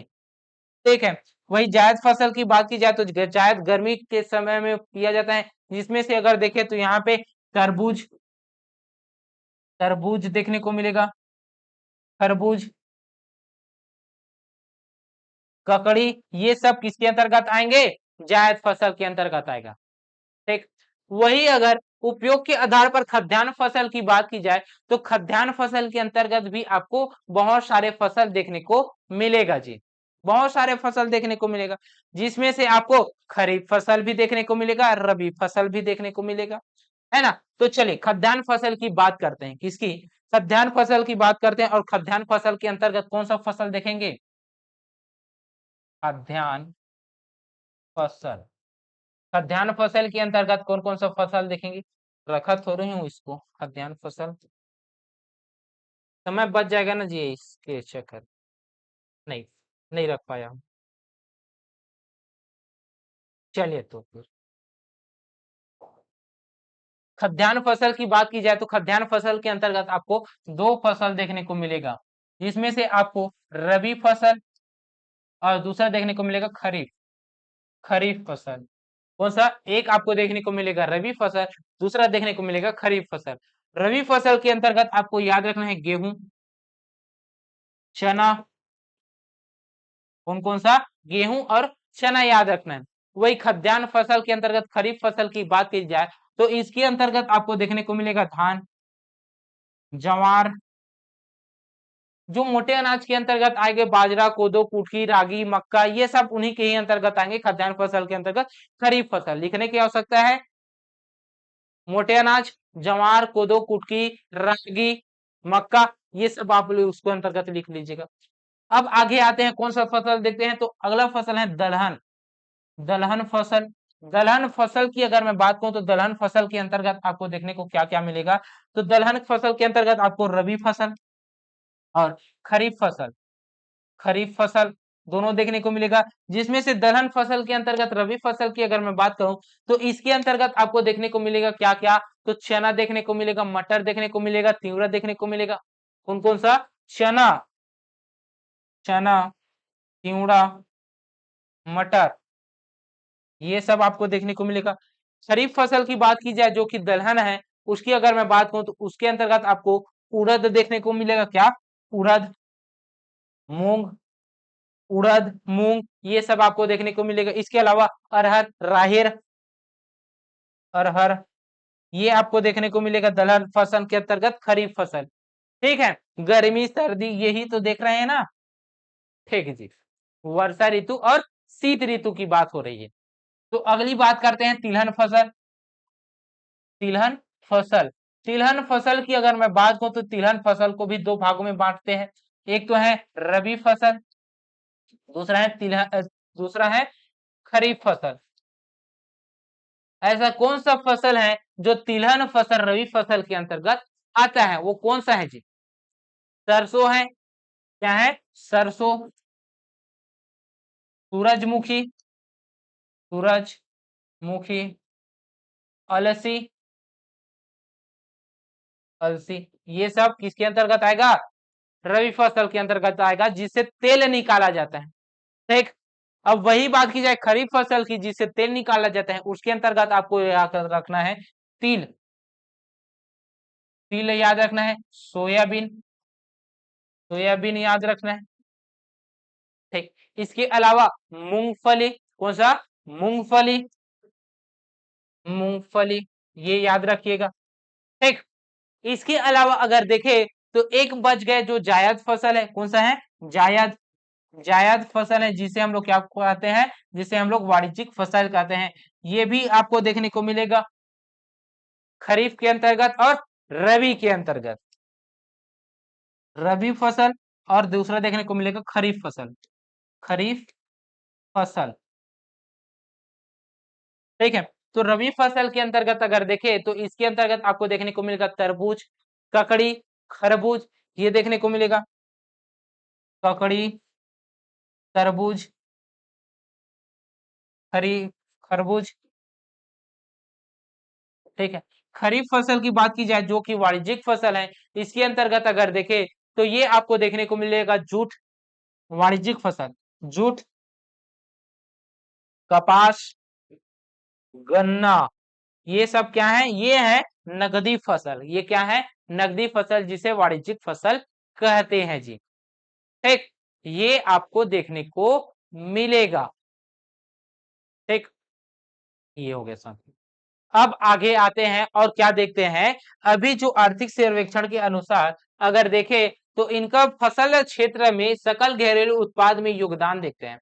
स्थिर भाव 2011-12 के अनुसार, जो स्थिर भाव होता है वो 11-12 ही होता है, उसको मद्देनजर रखते हुए किया गया है। तो अभी जो वर्तमान में चल रहा है उसे हम लोगों को याद रखना है, 2024-25 को याद रखना है। जिसमें से वृद्धि कितना हुआ है, तो इसमें वृद्धि हुआ है पिछले वर्ष की तुलना में 4.27% की वृद्धि हुई है। जिनका योगदान की बात की जाए तो योगदान आपको देखने को मिलेगा कितना, 9.67% इनका क्या है, योगदान है जी। ठीक है, आगे बढ़ते हैं। छत्तीसगढ़ में जी आई टैग, कौन से फसल में जी आई टैग प्राप्त है हमारे छत्तीसगढ़ के अंतर्गत, तो जी आई टैग की बात की जाए तो कुल 7 उत्पादन में क्या किया जा रहा है, जी आई टैग प्रदान किया जाए। जिसमें से हस्तशिल्प उत्पादन को क्या किया गया है, जी आई टैग प्राप्त है, और इसके अलावा कृषि उत्पादन को भी जी आई टैग प्राप्त हुआ है। जिसमें से बस्तर ढोकरा कला को क्या किया गया है, जी आई टैग दिया गया है, और बस्तर ढोकरा कला के लोगों को क्या किया गया है, जी आई टैग दिया गया है। और इसके अलावा बस्तर वुडन क्राफ्ट को जी आई टैग मिला है, बस्तर आयन क्राफ्ट को जीआई टैग प्राप्त हुआ है। चंपा सिल्क साड़ी और कपड़े को क्या किया गया है, जीआई टैग प्रदान किया गया है। इसके अलावा जीरा फूल 2019 में ये जीरा फूल को क्या किया है, जीरा फूल को जीआई टैग प्राप्त किया है। नगरी दुबराज को क्या किया गया है, 2021 में जीआई टैग प्राप्त दिया है, दर्जा मिला है जीआई टैग का, है ना। तो क्यों, ये सुगंधित धान की किस्म है, इस वजह से। ठीक है, इसके अलावा और क्या याद रख सकते हैं साथियों, तो इसके अलावा हम याद रख सकते हैं, एक और याद रख लीजिए, कृषि क्रमण पुरस्कार। कौन सा, कृषि क्रमण पुरस्कार याद रख लीजिए। कौन सा, कृषि क्रमण पुरस्कार। ये कृषि क्रमण पुरस्कार की अगर मैं बात करूं, किसकी, कृषि क्रमण पुरस्कार की बात करूं, तो किस क्षेत्र में दिया जाता है, किसके द्वारा दिया जाता है, ये अगर पूछे तो आपका जवाब आना चाहिए भारत सरकार द्वारा 2011-12 में, 11-12 नहीं, 10-11 में खाद्यान्न उत्पादन में बेहतरीन प्रदर्शन करने वाले राज्यों को दिया जाता है ये पुरस्कार। ठीक, जिसमें से हमारे छत्तीसगढ़ में 2010-11 में 2010-11 में प्राप्त हुआ है। 2010-11 के अलावा 2012-13 में दिया गया है। 2012-13 के अलावा हमारे 2013-14 में भी प्राप्त हुआ है, और 2013-14 के बाद एक साल का गैप होता है, उसके बाद प्राप्त होता है गैप। 14-15 में भी होता है, 2014-15 में भी होता है, गैप नहीं होता, है ना। इसके बाद गैप होता है 2016-17 में प्राप्त होता है। तो किस किस क्षेत्र में हम ये कृषि क्रमण पुरस्कार दिए गए हैं, तो 3 वर्ष धान के उत्पादन में दिया गया है, धान उत्पादन में, धान हेतु दिया गया है, ये तीनों वर्ष धान उत्पादन है, धान हेतु, धान हेतु, धान उत्पादन के लिए तीनों वर्ष में क्या किया है, सॉरी, कृषि क्रमण पुरस्कार दिया गया है। इसके अलावा 14-15 की बात की जाए तो दलहन क्षेत्र में मिला है, किस क्षेत्र में, दलहन क्षेत्र में मिला है। और 2016-17 की बात की जाए तो यहाँ पे खाद्यान्न फसल हेतु, खाद्यान्न उत्पादन हेतु इसको दिया गया है कृषि क्रमण पुरस्कार जी। ठीक, ये है कृषि से संबंधित संपूर्ण ठीक पुरस्कार। अब आगे बात करते हैं किसकी, अब आगे बात करते हैं हम लोग पशुपालन की, किसकी बात करते हैं, पशुपालन की बात करते हैं। इसके अलावा थोड़ा सा और क्या देख ले, अनुसंधान केंद्र देख लेते हैं। बहुत सारा अनुसंधान केंद्र है जिसके अंतर्गत प्रश्न पूछे जाते हैं जी। तो देखिए जी, अनुसंधान केंद्र की अगर मैं बात करूं तो अनुसंधान केंद्र के अंतर्गत आपसे पूछेगा, बहुत ज्यादा प्रश्न पूछा गया है, आलू अनुसंधान केंद्र कहाँ पे है, टमाटर रिसर्च सेंटर कहाँ पे है, काजू अनुसंधान केंद्र कहाँ पे है, ये पूछेगा। तो याद रखिए, यहाँ पे बस्तर है, कहाँ पे है, बस्तर। बस्तर में आपको याद रखना है क्या क्या, तो इसमें याद रखना है आपको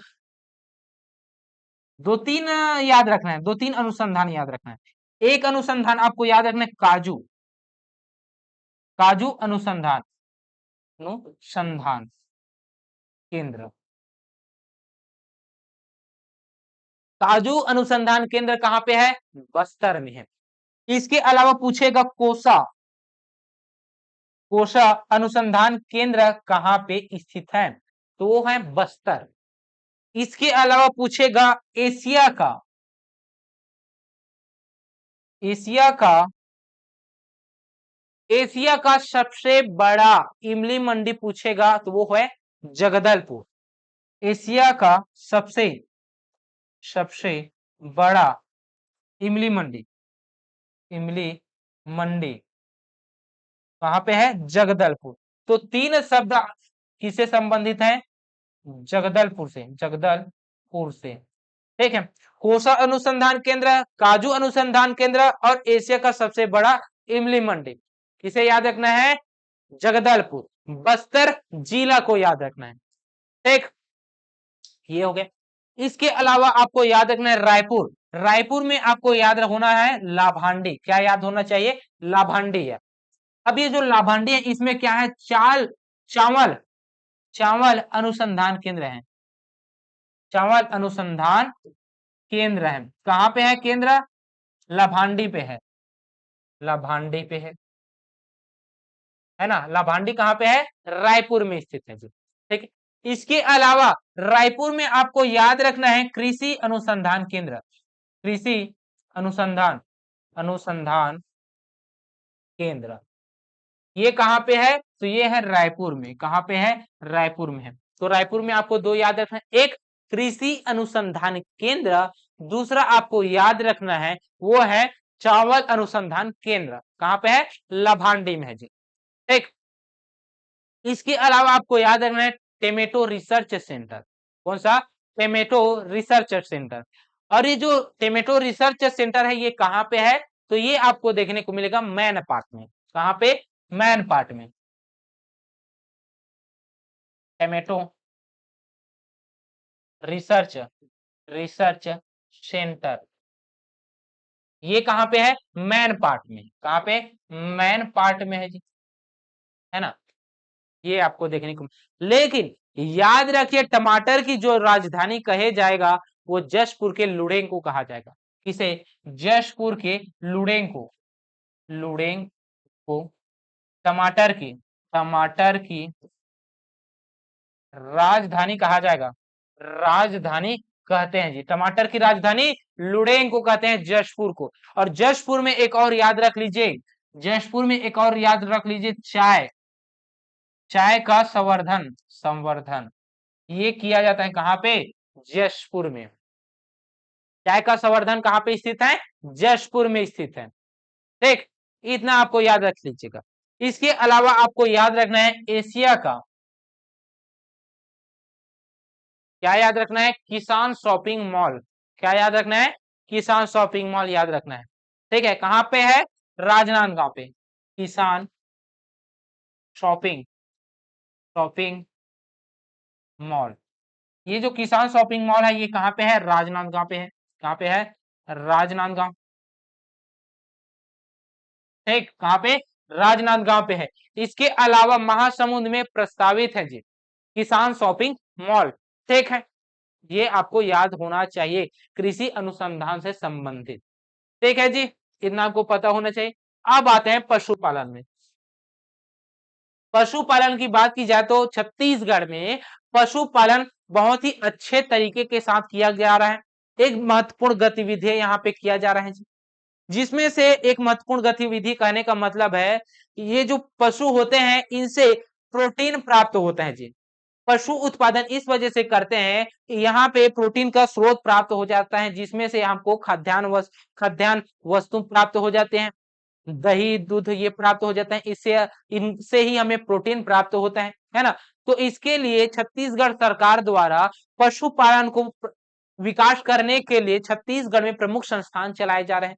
ये जो प्रमुख संस्थान है कुछ इस प्रकार से हैं जी, जिसमें से अगर देखें तो 1982 में राज्य पशु पालन एवं कुक्कुट विकास निगम की स्थापना किया गया है। कहाँ पे? रायपुर में। ठीक, इसके अलावा 1983 में दुग्ध प्रौद्योगिकी महाविद्यालय की स्थापना किया गया है रायपुर में। 1983 में राज्य सहकारी दुग्ध महासंघ की स्थापना किया गया था। कहाँ पे? रायपुर में जी। ठीक, इसके अलावा 1984 में पशु चिकित्सा महाविद्यालय की स्थापना किया गया था अंजोरा दुर्ग में। ठीक, इसके अलावा इनको नाम परिवर्तन कर दिए गए हैं 2012 में, किस नाम से? दाऊ वासुदेव कामधेनु विश्वविद्यालय कर दिया गया है जी। ठीक, किसे? पशु चिकित्सा महाविद्यालय को। ठीक है, 2001 में छत्तीसगढ़ राज्य पशुपालन एवं विकास अभिकरण रायपुर में स्थापित किया गया है। ये स्थापित करने का उसका उद्देश्य क्या है? गौवंशी पशुपालन भैंसवंशियों के संचालन के लिए, नियंत्रण के लिए परियोजना संचालित किया जाना, जिसमें से पशु प्रजनन केंद्र, शुकर प्रजनन केंद्र, बकरी प्रजनन केंद्र, ये जो बकरी प्रजनन केंद्र है, शुकर प्रजनन केंद्र है और पशु प्रजनन केंद्र है। इसकी अगर देखें तो छत्तीसगढ़ में बकरी प्रजनन केंद्र कौन कौन से हैं? तो सरोरा रायपुर में है, इसके अलावा रामपुर ठाठापुर जो कि कबीरधाम जिले पे स्थित है। पशु प्रजनन केंद्र की बात की जाए तो छत्तीसगढ़ में पशु प्रजनन केंद्र आपको देखने को मिलेगा सरकंड में, बिलासपुर में है। पेंड्रा में देखने को मिलेगा जो कि गौरेला पेंड्रा मरवाही में है। चंद्रखुरी में देखने को मिलेगा जो कि रायपुर में स्थित है। अंजोरा में देखने को मिलेगा जो कि दुर्ग में स्थित है। तो पशु प्रजनन केंद्र कहाँ कहाँ पे देखने को मिलेगा? आपको देखने को मिलेगा सरकंडा में, पेंड्रा में, चंद्रखुरी में और अंजोरा में देखने को मिलेगा। ठीक है। इसके अलावा छत्तीसगढ़ में सुकर प्रजनन केंद्र की बात की जाए तो छत्तीसगढ़ में सुकर प्रजनन केंद्र आपको देखने को मिलेगा सकोला, जो कि है सरगुजा पे। सकोला कहाँ पे है? सरगुजा पे है। परचन पाल आपको देखने को मिलेगा बस्तर में। कुकरी सॉरी कुनकुरी है, और कुनकुरी में जशपुर जिला में यह प्रस्तावित है सुकर प्रजनन केंद्र। ठीक, ये आपको देखने को मिलेगा पशुपालन केंद्र के अंतर्गत। देखिए जी, ये जो पशुपालन है, ये जो पशुपालन है, इसकी अगर मैं बात करूं, पशुपालन मत्स्य पालन, इसका तो संगणना कर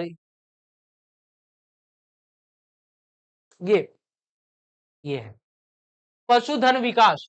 पशुधन विकास विभाग की अगर बात की जाए तो इनके द्वारा पशु संगणना किया गया है, और ये जो पशु संगणना है ये 2019 में किया गया है। यह कौन से क्रम का है? ये 20वें क्रम का संगणना है, जिसको अगर देखे तो इसके अंतर्गत प्रदेश में कुल कुल पशुधन की अगर बात की जाए तो कुल पशुधन आपको देखने को मिलेगा 1.59 करोड़ पशुधन है। कितना है? 1.59 करोड़ है, जिसमें से गौवंशी सबसे ज्यादा है, 65.990% है। 99.84 है। बकरी की बात की जाए तो बकरी का आपको देखने को मिलेगा 40.05 लाख, जो कि 25.24% है। भैंस वंशी देखने को मिलेगा 11.75 लाख है, जो कि प्रतिशत में इनका योगदान है 7.40%।